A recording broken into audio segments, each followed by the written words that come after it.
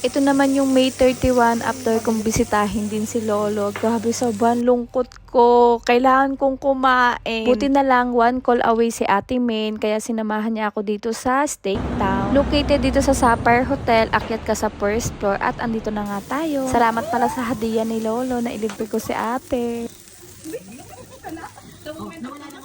Nawala na nga po ang kanyang pag-iyak na.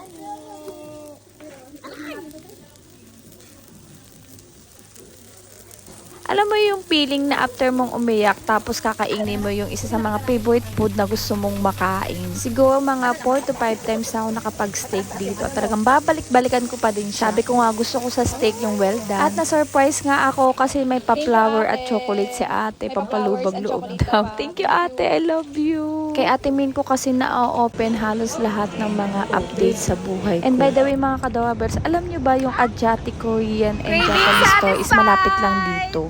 Thank you! Thank you, ate, Thank sa you, flower! Bunso! Thank you sa palibre!